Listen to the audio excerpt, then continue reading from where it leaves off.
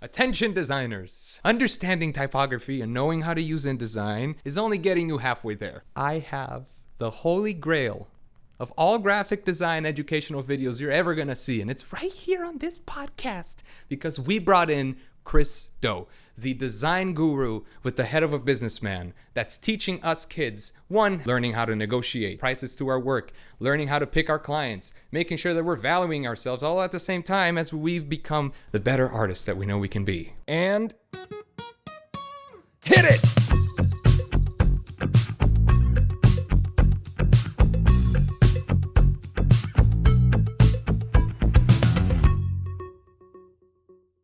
Ready to do it. Well, let me just start off with this. Chris, I wanted to thank you for being here with us at OK So. We're all pretty big fans of your work. Roberta, which is one of our graphic designers at OK So, she's been following you since high school. So you actually showed her what graphic design is. So we're very big fans of your work. So excited that you are here with us today. You ready to get started? I'm ready. Let's do it. So I'm just going to give you a quick elevator pitch of what we stand for, why OK So means so much to me and to us and the team. So once we got out of college, we all just graduated this year from the Savannah College of Art and Design. Mm-hmm. And we graduated into a pandemic and a recessed economy. And we started to realize, like, damn, how do we cope with this shit right now, right? So the basic structure of what we're trying to do is how do we help young creatives and artists cope with shit during the pandemic to remain motivated and inspired as we go along. So that's our elevator pitch. The first segment of our interview is called Elevator Pitch. And we just want you to quickly, in 2 minutes, explain a brief overview of who you are and what you did to get here. What you got? Oh, in 2 minutes. Yeah. Pull that one out. Let me see if I can do this. All right, here we go. Hi, everybody. My name is Chris Do. I'm the CEO and founder of The Futur. That's a content education platform. We try to teach people how to make a living doing what it is they love. And our mission is to teach 1 billion people on planet Earth. How I got here was from a long period of doing service design work from a company called Blind, where we made commercials and music videos. But about 6 years ago, a friend of mine invited me to make videos on YouTube, and that's what's got me on this whole path. That was way shorter than 2 minutes. It definitely sold us. That's a good elevator pitch. I want to talk about really quick, before we go into all the segments, the 1 billion, big number, right? Big number. I've seen you talk in videos that it is this huge goal, but you love setting those giant goals for yourself. Can you talk a little bit more about how that 1 billion came to mind? Did you just think up a huge number and put it out there, or is there some math logic behind it? Yeah, I'm a really big believer in having SMART goals that are specific, measurable, that are attainable, relatable to your goals, relevant to you, and time bound. So we can't just say we want to teach a lot of people because there's not a number behind that. You don't know when you reach that. You don't know how far you have to go. So let's find a number. So the first number that comes to your mind is 1 million, right? We want to reach 1 million people. Sure. But as our channel is already approaching 1 million subscribers, you could easily say, well, mission over. What do we do next? What do we have to do with the rest of our life? So the next number up is just 1 billion. And that made a lot of sense to me. And what's really interesting is when you set a goal this big, it works as a filter for you. Meaning, if I do little things that reach 10 people, and it's going to take 10 hours of my time, I have to rethink because there's no way I'm going to get there. I'm no spring chicken. I'm almost 50 years old. So I don't know how many years left I have to be able to do this. So setting those big goals makes sure that the actions and decisions that I take are in alignment that are going to get me there. That was a beautiful answer, Chris. And it's really cool that you chose to do this educational platform that you're doing, like teaching a bunch of kids how to make money, what they love to do. That's like gold for any one of us, right? I started looking at your content, and the more I did, the more I started realizing, like, wow, I don't know anything about clients. Great. And you guys were teaching me that through all of the things that you put on the carousels, the videos, and whatnot. So I want to take the time. I really want to dig into your brain, swish around a little bit. This next segment is called Deep Dive. And I'm just going to throw in some questions in there. I just want you to react to them. And let's go deep into the answers, because I feel like this would be very important for our audience, not just to understand the design side of things, but you mentally, how you are capable to go on with these clients and the model that you have. So here's the first question for you, because in an episode with Melinda, you mentioned that creatives focus too much on being original, right? We're focused too much on trying to be different. And you mentioned that we should be focusing on being the less risky option for clients, because that's what the clients want. You also mentioned, though, that work without story is undifferentiated. So can you explain a Yes. little bit how this balance of having our unique story, our unique touch, and also being that less risky option for clients, what's the balance between those two? Okay. Well, you bring up three different ideas that seemingly are connected. There is some overlap. So let me go through each one of those for everybody that's tuning in so that I don't have to go back into the archives and figure this stuff out. Sure. A lot of people, especially people that are new in school, are searching for the creative voice. And I think we first make this mistake that being a designer is the same thing as being an artist. They're very different to me. And the reason why is because when you're a designer, you agree to accept money from somebody to solve a problem. So now we're into problem solving mode and we're trying to understand their problem. It's not our problem. And there was an architect I was speaking to and he said, like, my house, if you were to go and visit me, is full of artwork. I'm a lover of art and I collect lots of art. But when I go and design a space for my clients, I don't want to impose any of that art on them.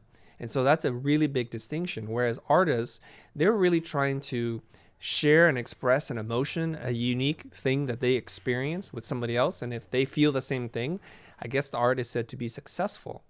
And so I think a lot of times, and this is a disservice to young creative people at any level, to think that they're artists and to walk around with that kind of attitude. So you hear this a lot with client vendor relationships where people, artists, designers, creative people, tend to say, oh, if the clients didn't mess this up, it would have been so good. And I can't stand that they're changing this to whatever it is. They're making it worse. Well, you're using a very skewed and distorted lens as to what is good. What is good for you isn't necessarily good for them. And considering if they pay you a few $1,000s to design their logo and they don't like it and it's a multi-million-dollar business, well, you can see what kind of risk they're taking on there to do what you want and what you think and what you learned in design school without any skin in the game. If their business fails, what is it to you? All you really care about at this point with that mindset and that attitude is this going to win me an award? Is this going to be a calling card that reflects me? It's all egocentric, and that's a really dangerous place to be.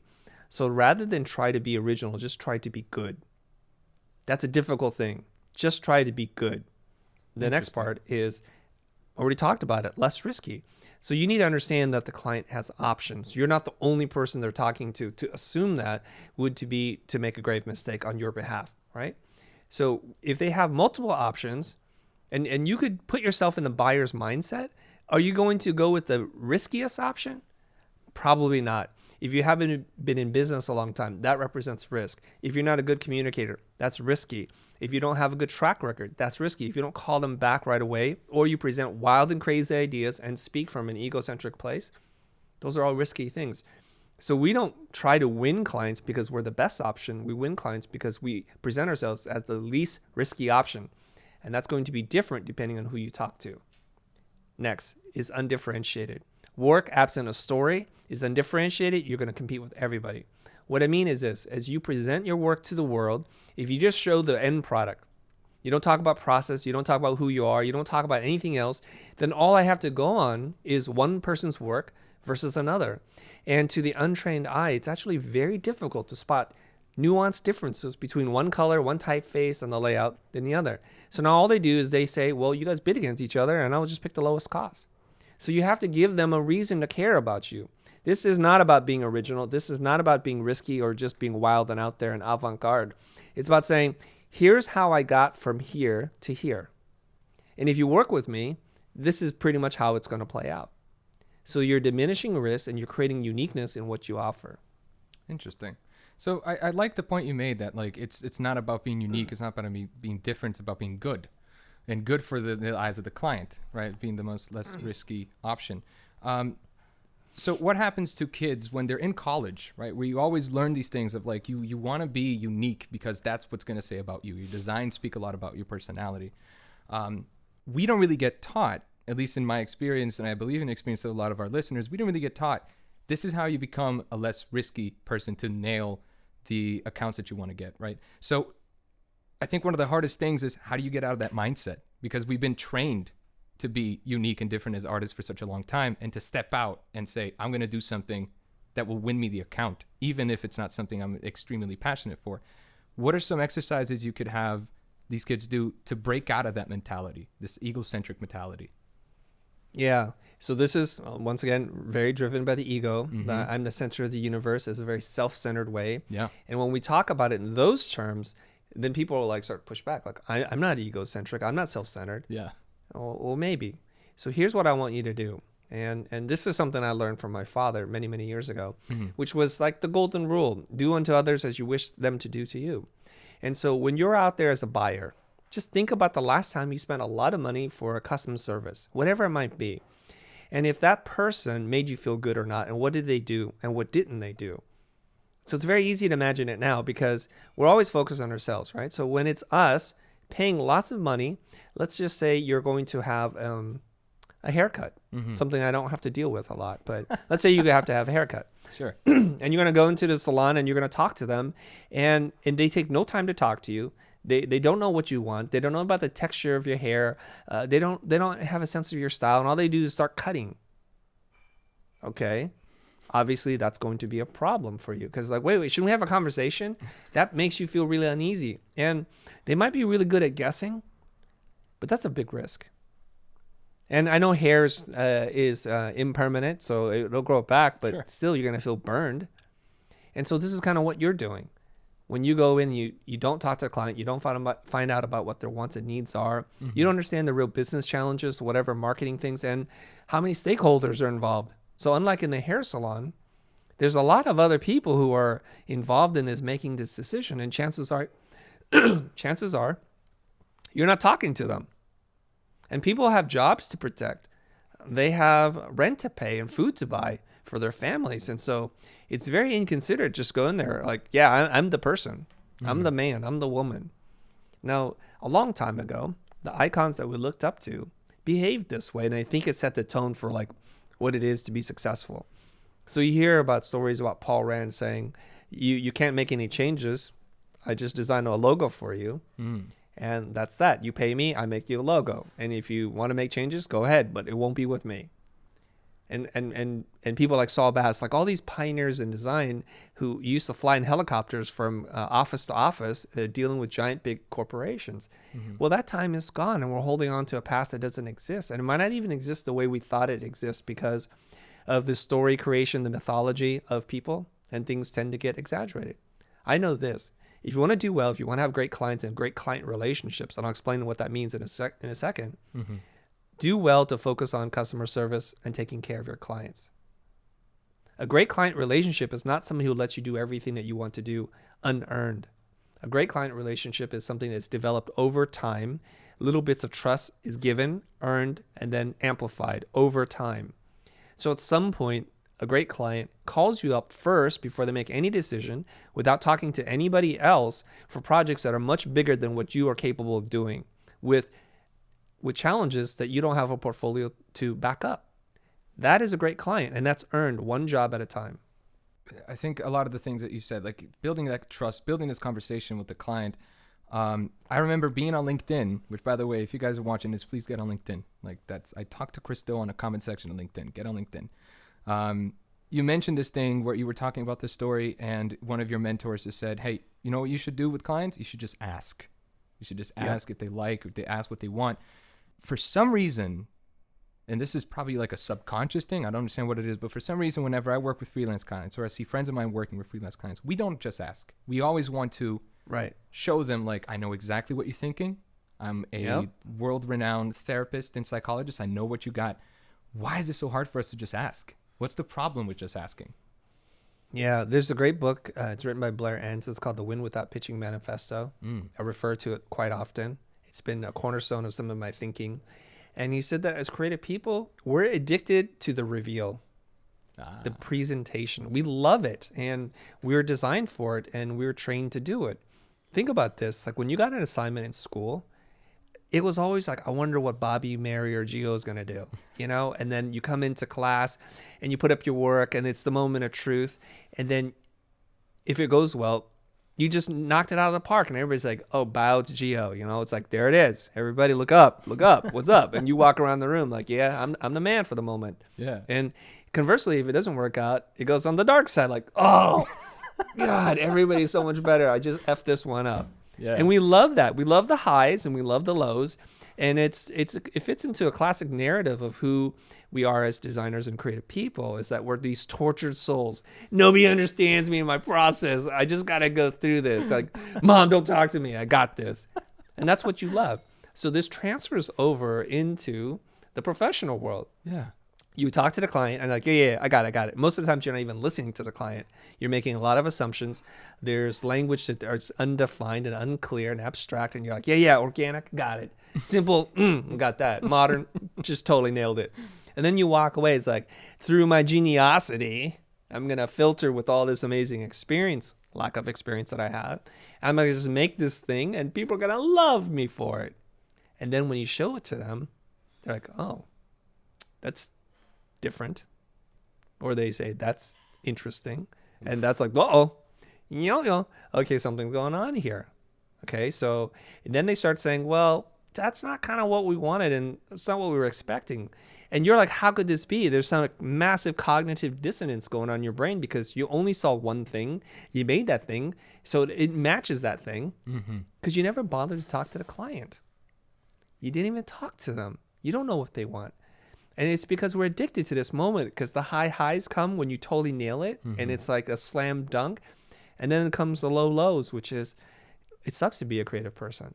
They're draining my creative soul away from me. Yeah. So when my business coach told me this, he said, just ask them. I thought it was just cheating. I thought it was robbing me of this thing that I didn't even know how to put words into. And I said, you could just ask the client. Because think back to your professors at SCAD. SCAD, right? Yes. Yeah. Think back to your professors. How many of them actually put you in a position where there was no creative brief? Where they played the role of the client and asked you to ask questions to figure out what the heck the client wants. And they get to decide. Well, in my experience, going to Art Center, zero. Zero. Here. The brief was given. The parameters were lined up. And you were allowed to do anything you wanted, even if it broke the brief, because you justified it. You're like, well, I interpret it like this. And most teachers are going to be like, yeah, it's okay. Go ahead and do that. Right. You see what I'm saying? Yeah. So we aren't trained to ever talk to the client to extract this from them. So it's a totally foreign process. But if you want to work with really big clients and make a lot of money doing really cool projects, you got to learn how to talk to the client. Yeah. And when you put it that way, it seems so simple. Just ask, right? And just build that relationship. Just ask.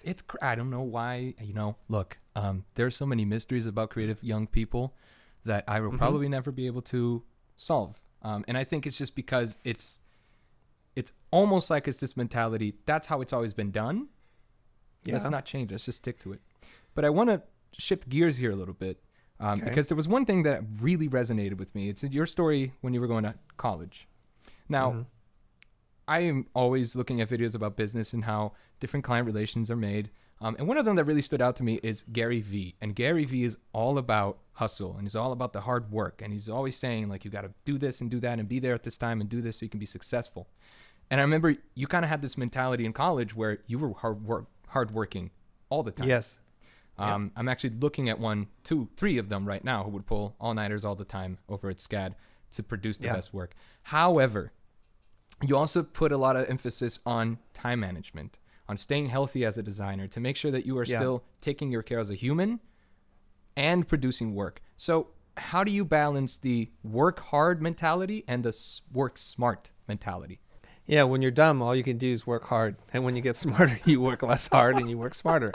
So when you're 18 years old and you're going to school, how smart can you be? You're not that smart. So what we're going to refer to is just brute strength. You just go through it, you grin and bear it, and you do these things. And you make a lot of dumb mistakes, and that's just part of the growing up process. But that should not be the gold standard. And that's where the trapping comes in, right? If you don't have great process, you don't understand exactly what you're doing, you haven't explored enough, you got to just put in the time.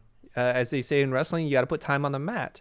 Or road time, as boxers talk about. You got to just run and get fit. And it's just the ugly, hard stuff that people hate to do. But you don't get to be good just miraculously and just by osmosis and absorb it. So young people, you're going to have to work hard. You're going to have to work hard in school and you're going to start to learn. Hopefully, you're going to start working hard and smart. And then there's this slide that moves over. And unfortunately, a lot of people get stuck in phase 1, which is just to use brute strength. And this becomes a problem because this is unsustainable. Okay. Now, the reason why people like Gary Vee talk about this kind of hustle mentality is because they remember, just like I do, that hustle is what got you in the game. Hustle is what led to smart discoveries and doors being open and opportunities appearing. And so when they look at people, they automatically assume if you're not successful, you haven't hustled hard enough. And so they prescribe more hustling. And that's a little dangerous because that's making a lot of assumptions. It's done this thing where people are now just all about this hustle porn and just talking about hustle, hustle, hustle. And that's not smart. Mm-hmm. It's just because we didn't know better, and now we know better, and so we got to figure out another way out. Right. Now, I have been designing and I've been running my company since 1995. So this year is the 25th year we've been in business. Now, that means that I've been running a business longer than some people who are helping you have been alive. And just let that register in for a second, okay? Because 25 years from now, after you've worked and ran a company, you may know the things that I know. So what I'm trying to do is to share for me as kind of towards the middle of the end of my creative arc so that it can save you some of that pain. Now, creative people don't want to learn this way. They just want to like, well, that worked for you and I'm going to do it my way. And that's totally fine. More power to you. But for a few people who can sit there and say, you know, I like that idea. That challenges my worldview. Mm-hmm. But it seems to be working for you and I will try that. And just the willingness to try it may save you years off of this grind life that you're going to go through. Yeah. So it's that arc. And right now, I want to say this, right? So I get really fired up when I'm talking to young people, especially. Oh, boy. I'll go to a design class, we'll talk, and I'll say, do you know about this artist? You know this thing? Like, you should look into this. And I can see, like, in their face, like, oh, I'm just not really that into it. So how, I'm not quite 50 yet, but how can a 50-year-old man be more passionate about design than you at the beginning of your life in terms of a creative life? Why?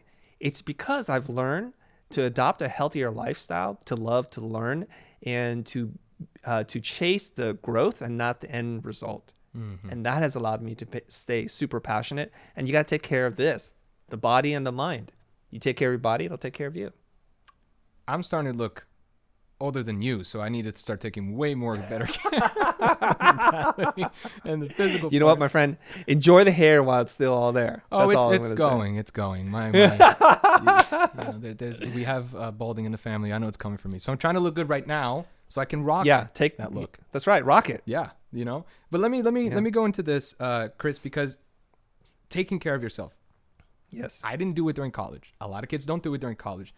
Right. The thing that you do is that you take such good care of yourself. You're so safe with the methodology that you have now that whenever I see you do those client role plays with the audience, you always have this air of confidence because you know exactly what you want and you know exactly what you don't want. So in some occasions, if the client came up to you and their budget didn't hit the monetary value you put on your own work, you would prefer to refer them to somebody and leave, right? Yeah. Now, here's what happens with someone like me, just out of college. Let's say my rent is $1,000. I wish it's not. Let's say my rent's $1,000. I got $500 in the bank, and a client comes in with a giant project I know I'm going to spend hours and hours working on. I'm going to lose sleep over this guy. But he's paying $500. That's going to cover my rent, right? I would take it because I need that money. However, at what point were you comfortable to walk away from the table, even though you did need the money? When did you make that shift? Okay, this is a very good question. So I hope to help you through this. Cool. When I got out of school, I was living in a downtown loft in downtown LA, and I think rent was $1,200 a month. So, and that's 25 years ago. Okay, so I know your rent probably is not $1,000 if you live in a major city. Mm-hmm. It's $1,200 a month, and it was for a 2,000 square foot space. It was wonderful. I could run my company out of it, everything like that. And that was really the only expense that I had. I was still driving the same secondhand beat up used car, and I wasn't splurging on anything in my life, zero. So the first thing that you need to do is to increase your confidence is by minimizing your expenses. Don't go chasing after these luxury goods and these icons or symbols of success. They're not going to do anything for you. Zero. They're all liabilities. So if you don't have this giant monkey on your back, you can make better decisions. Mm-hmm. Now, you got to eat. You got to pay rent. And if you have a baby, you got to buy diapers and formula. You have to do that. So I'm not going to judge anybody that has to do what they have to do for jobs that are less than ideal. You got to eat first, okay? But if you can reduce that and keep that really low, it's going to give you a lot more confidence. So even for me, starting out, just fresh out of school, starting my own company or freelancing around town, if I was making $300 a day or $400 or $500 a day freelancing, you could see that I'd only have to work 3 days to cover my nut for the entire month. I could pay rent, electricity, and utilities, and buy some food. I'm not going to eat out. I'm not going to go to expensive restaurants, but I could do that. And what happens there is you're getting started off on the right foot of learning what your value is instead of being behind the 8 ball the entire time. And obviously you don't want to start there because it starts to create a behavior. Let me tell you some of the dangers of taking work from low-paying clients. They know more low-paying clients. And so what they do is they're like, oh yeah, they did a good job for me, hire them. And it's $500. And so then you get more opportunities of the kinds of opportunities you don't want. So you start to go into this vicious cycle, okay? And the work is never going to be that great. People who are super thrifty, who don't care about their image in one way or the other, don't allow you to do your best work. It doesn't fit them. Right. It's unnatural. Whereas people who are going to be world conquerors, they want to be captains of industry, they want the best, and they're willing to pay for it because they know that if you pay for the best, you will get the best. They want to hire A players. They don't want to hire B players. Okay? So what I want to do, let's recap. You got to reduce your expenses to as little as possible. And for some people right now, it may be moving in with your friends from school. It might be, and that would be ideal if you could do that. At least you have creative people to be around with, especially during a lockdown. Move back in with your parents. Go live with your sibling, your brother or sister. Do that and say like, look, I'll just camp out in the garage. I'm going to try to figure out my life. And you got to be able to do that. And that way you can be a little bit more daring. Now I'm going to say this. If it's going to be a low budget client and you're on the fence, at least let it be for something worthwhile. Some public good company, an organization, a nonprofit. At least do it for them so you can tell yourself, you know what, there's more at stake here than just money exchanging hands. Or pick a crazy client, a client who's like in a really innovative space, who's just doesn't have the money today, but that allows you to do some really super creative work. And you could bargain with them. You can say, look, I picked you specifically to do this work for because it's well below market rate. But I only want to do this work if you let me do my best work. Oh, what does that mean? And then you define that. Right. Okay. I don't want to go through rounds of revisions. I'm going to give you my best work and you're going to pay me. And if you don't like it, you don't have to use it. So at least let that be your calling card. Now, here's the really cool things. The cool thing about this, they're not necessarily cheap. They're just at a very beginning stage. So when they grow, hopefully they take you with them. Right. Especially if you've done something really good. Right. So there's lots of ways around this. Okay. So that's, very interesting that you said that. I just want to point this out before moving on to the next question. But the guy behind the camera, our wonderful Tang Ho, is always saying the same thing, the same mentality of like, if you grow, I grow. That's why you kind of want to have this almost like it's a partnership with the clients that you work with, because if they bring you along for the ride, it's good for the both of you. And that's an awesome mentality to have because it opens up the possibility for creative people to look at projects that mean more to them emotionally. It's within their belief system. And I believe that actually translates to the product that you're going to be creating for them. Now, you touched on this a little bit when you talked about your time in college. That was one of my favorite videos because what that did to me is that whenever I used to watch Chris Do, and you're talking in front of thousands of people in some of the most acclaimed universities, I think, I want to be Chris Do, right? Or I want to be Dave Grohl. I love the Foo Fighters. You seem like a Foo Fighter fan, okay? The problem is they're so out there and out of reach, it seems, for me to become like you, like Dave Grohl, like Eddie Vedder, sure, that it's almost unattainable. So can you tell us a little bit, what was it like for you when you left college? If you don't mind, what were you charging your work? What did your day-to-day work life look like? Because I think some people might look at you, Chris Do, and say he got out of college. Yeah, he was probably already making millions when he got out of college because you are who you are now. You got to realize that everybody that you look up to and admire was a beginner at some point. Sure. the thing is, and the problem is, the narrative we tell ourselves is they were always this person. They were not always this person. Elton John was not Elton John until he became Elton John, and it took some time to do that. Mm-hmm. And you're gonna hear about this from one person to the next. From Freddie Mercury, it's like he was working at the airport, just trying to make things work, right? And okay, that's one way to do it. So everybody starts as an amateur and as a rookie.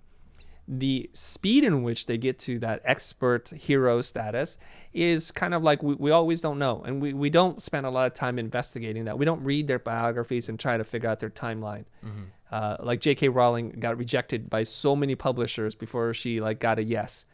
And she never quit, and then went on to become the world's best-selling author ever in the history of books, Okay.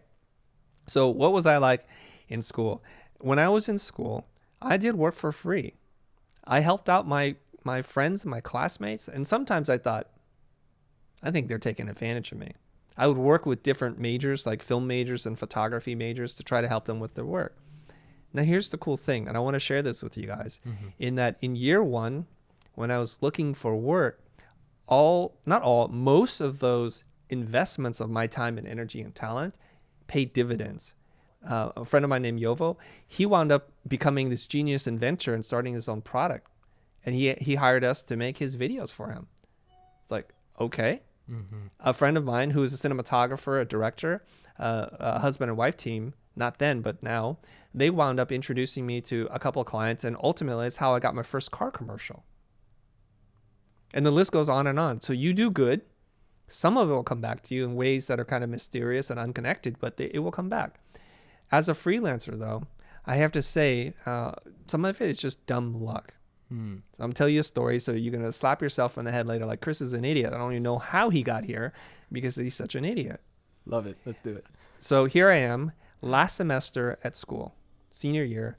I took an animation class, After Effects, and it was owned, I think, by Kosa, and then it was purchased by Adobe. So I was part of that transition from Kosa to Adobe, and I'd done some work for class. I struggled. I'm like, God, this animation, 2D animation is really difficult. But my teacher said during the break, like once we're done with school, she said that Adobe is looking to feature some student work. And they need you to come into school, school's out, and sign some legal documents. I'm like, okay. So I go to school. I'm driving to school now. It's like, this sucks. And then I look at this document, and Adobe owns all the rights to this video. And they're going to pay me $1. Oh. $1. I was like, what the... technically, they didn't want to pay you anything. But the dollar makes it a legal transaction. Mm-hmm. Right? And so I'm like, this is stupid. But I sign it. I didn't know this, but they put the work on the CD-ROM and they send it everywhere. Everybody that buys After Effects gets this work. And it wound up leading to some of my first couple of jobs, which was super cool. And the teacher who asked me to do this, her name is Linda Wyman of lynda.com. So you see, it's like, you don't know where anything's going to go.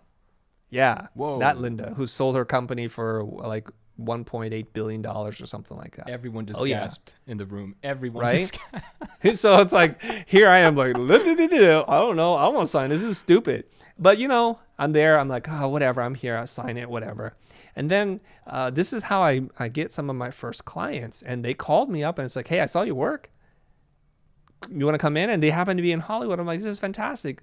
One of them is still a friend and a client of mine today, 25 years later. And how awesome is that? Right? That's the thing. That's the beauty of networking in college and doing the things you got to do because they'll come back. We're a testament that for you guys that are watching this episode, the people who make this possible, this backdrop, the stands everywhere, Chris being here, we all met at SCAD. So it's very interesting that your start came from previous connections that you had while you were working and doing it for free because you knew that in the future it might turn around for you. And it obviously did. I'm still choking up on the lynda.com thing. That was amazing. Like I said, we are trying to build this community of creatives and artists so we can help each other cope with shit, right? Yeah. Especially now during the pandemic. And I think it would be an excellent opportunity for us to hear them out while we're talking to the great Chris Do so they can ask their questions. So this next segment, fittingly, is called Cope with Shit, and it's some audience questions that we got. Now, the first one is by a wonderful person called Joe Brotman. And Joe says, can you share what your balance of time and revenue looks like between creating and teaching? I'm curious if you found productized design education to be your more profitable and sustainable model. All right. I think I understand what the question is, Joe, so hopefully I can do the question justice here. You're asking a very complicated and nuanced question, so I'll try my best to unpack and then answer in the way that I know how. Mm-hmm. First of all, the balance between time, teaching, and creating content. To me, there is no difference between teaching and creating content, so I'd have to dive deeper with you to find out what this is. Now, you may not be aware of this, but I did teach at Art Center and at Otis for over 15 years, but a few years back, I stopped doing that because that was not a good use of my time anymore, relating back to our billion mission, right? Because I had very small class sizes, and that's the way Art Center works. You're going to have 8 students.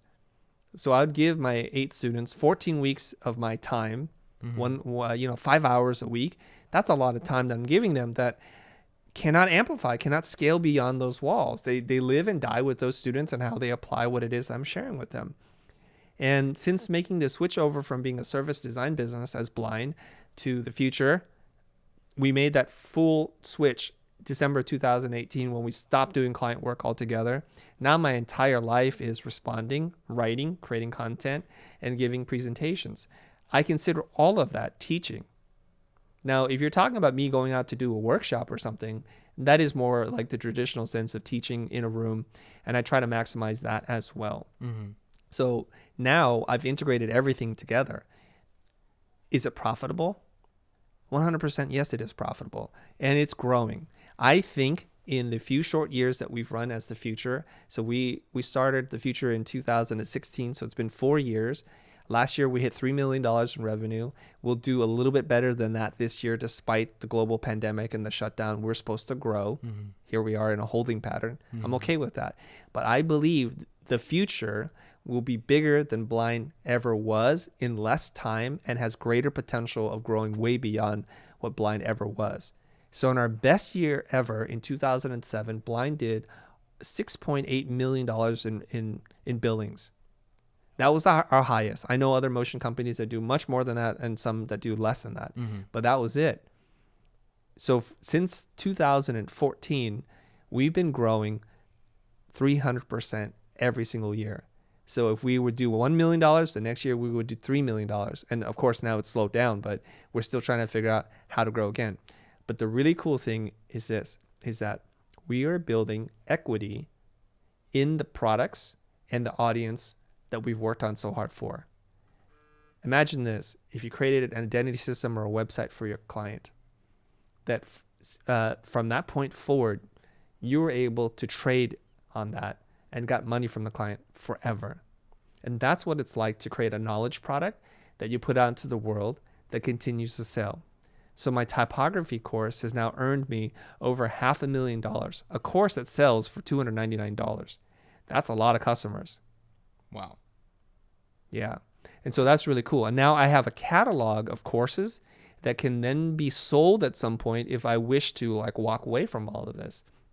We have an email list of over 100,000 people that can also be an asset for us if I want to bundle it all together and say, look, you can have the brand, the audience, the YouTube channel, the catalog, and you pay me $100 million, I'm out. So that's a big difference. Another big difference is every single day, like you and I, we're talking right now, we're making money.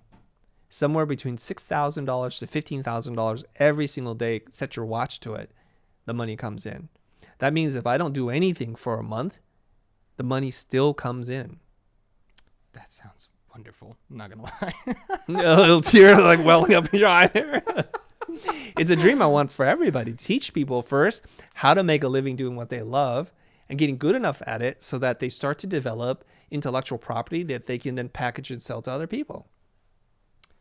I think that was the perfect answer for Joe Robin's question. For Joe? Oh, yeah. It's making me a little bit teary-eyed here because that making money without doing anything. It's possible, man. It's possible. I mean, you're the living proof it's possible. Right. You're literally making money while you sleep, while I'm eating, while I'm on vacation. And that's why I can travel the world and do these events that don't pay me that much money. Because the business model, the business engine is driving all the time.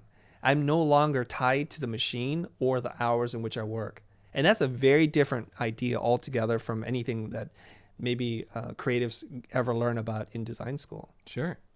Well, I want to segue into this next question, Chris. This is by Chris Vidal. It's a little bit of a role play question, but he asks, if you wake up tomorrow and you're a 20-something graduating college in a couple of weeks, what are the first things you do to kickstart your career in the current pandemic landscape? Okay. I know exactly what to do because I'm doing it, and I'll tell you how to do it when you're 20 years old. Let's do it. The first thing I'm going to do is I'm going to go into the body of work that I've created at school. And depending on who you are and how hard you've hustled, you could have a few pieces or maybe 24 pieces. We don't know. I would start with the piece that is your most favorite thing that you've ever done. And I would try to figure out ways in which I can share and teach other people how I got to this result. This is the story that comes with the work, right? So I'm going to post this on all the social platforms, most importantly, Behance and Instagram. But I don't want to just show the end product. I want to show the mock-ups, the sketches, the brief or the insights that I came up with, the many prototypes that I built and failed, and the ones that worked. And I want to show the gridding of it, laying out a graph or a grid on top of the work to help people understand the relationships and the proportions. I want to make sure that it's either put in a beautiful mock-up or to photograph it, if you're a photographer, in a way that makes it look amazing. I might do some motion graphics to teach people like how I did the layouts. So it's a page in my book. It's an idea. Sell your byproducts. In the creation of something, you generate many other things. You just forget about those other things. So you can start thinking about like showing off your texture packs, your color presets, the mockup files. You just start making a lot out of this thing, and you share it across on all different platforms, and you give in a very generous way. You're 100% transparent. And in doing so, you start to drive traffic to the Behance page, and then that links back to your web page, okay? And your web page is going to start to become filled with these kinds of projects where you're educating people. If you do just this, you're going to start to rise above what everybody else is not doing, because they're just putting up the work and say, call me, and nobody's looking for them. Right. You kind of have to put some energy into marketing yourself and telling your story. The other thing I would recommend them doing is either look at me or someone who does it better, Aaron Draplin. The reason why we all know Aaron Draplin, he's done a really good job of telling you his story. Now, it could be debatable about Aaron's talent in terms of pure design sense, right? But I don't think it's arguable in terms of what he's been able to do. He's this big guy wearing trucker caps, doesn't want to wear pants, has a dog that he loves. His whole life story is out there. His relationship with his mom and his dad who had passed. Just all these things. And I don't know if you watched Adobe Max, but I'm always curious to see like the evolution of Aaron's story. He said 2019 was good. I lost 19 pounds. 2020, not so good. I put 20 back on. You see how he just used 19 and 20 like that to tell you a little bit about his story? And it kind of sums up how we all feel about 2020. It's probably one of the worst, lamest, suckiest years in record, right? Sure. Like all that's going on. Oh, yeah. From COVID to people dying that we care about, and programs ending, businesses going out of business. A lot of bad things have happened. So he kind of summed it up and made it super personal. So take a page from his book and learn how to lean into your strengths and weaknesses and tell your story to the world. See, that's one of the most important things I think you could have said is tell the story. The storytelling element of who you are, that's what's going to stand you out from the other guy. As the final thing, Chris, first of all, thank you so much for coming on the show.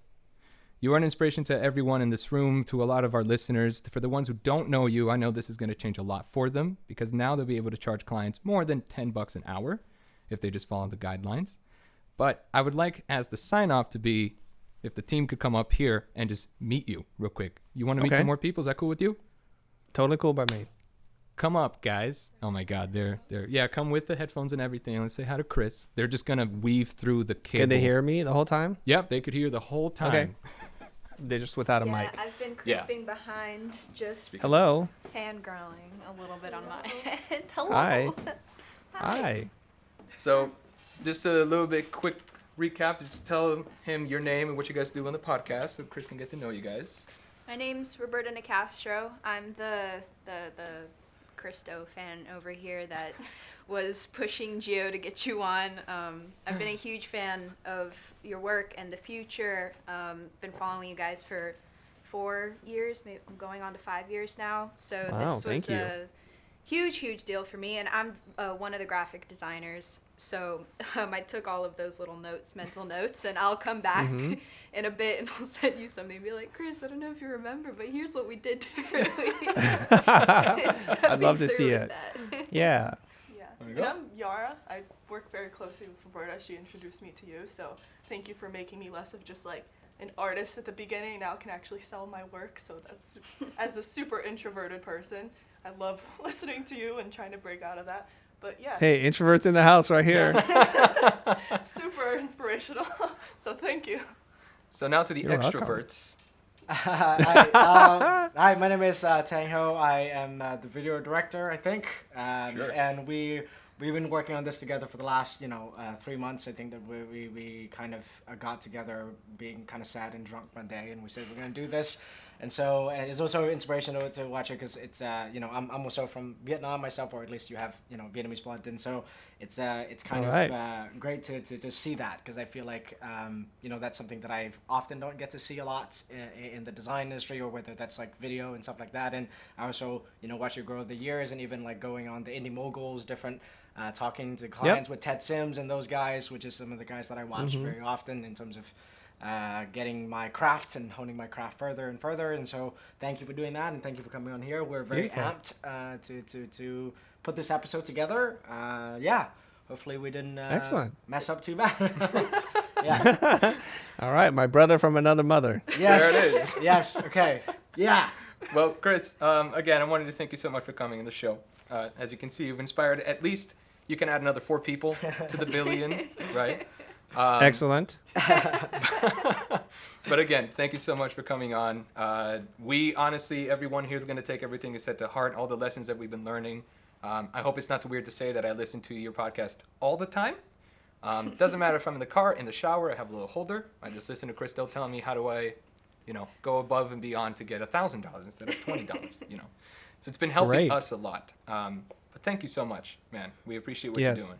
If you come to Atlanta, my pleasure. I have a lot of bedrooms and cameras if you need anything. Look, there you go. And Vietnamese food. I'll say this to you guys. Right. I'll say this to you, okay? Yeah. I appreciate you guys listening, tuning in, and supporting what it is that we do and sharing with your friends. There is a line in which you cross over. When I start invading your dreams, you need to pull back a little bit. So people say, oh my God, I just had a dream about you the other night. I'm like, that's too much. That's when you take a break, and then you come back, and then you clear the palette, okay? So don't let me invade your dreams. There are worse people to invade my dreams, man. I think it's okay with me. All right, Chris, but all right, thank you guys, so much. Take care. You too. Thank you, Chris. Thank you, Chris. Bye-bye, everybody. See you, man. Thank you guys so much for checking out this episode with Chris Stowe. I can't even begin to tell you how important this conversation was for me and the rest of my team, and I hope it did just as much for you as it did for us. Make sure to follow us on social media at okso_media. Subscribe to our YouTube channel over here. And if you want to see more of Chris Stowe's work, head over to his Instagram at The Future Is Here. No E in the future. Again, at The Future, no E is here. Yes, I'm in my room. Had to record over here today. Got some plants in the back. It's a nice little relaxed vibe. This episode was produced by Hoka Studio. Hope to see you guys here for the second one, regardless if it's on the podcast platform or on YouTube, probably in both. Either way. Head over to the comments, though. Let us know which part of Chris Stowe's conversation was the most important to you. To me, it was pretty much every minute of it. I was fangirling a little bit, but that's okay. See you guys into the next one. Peace out.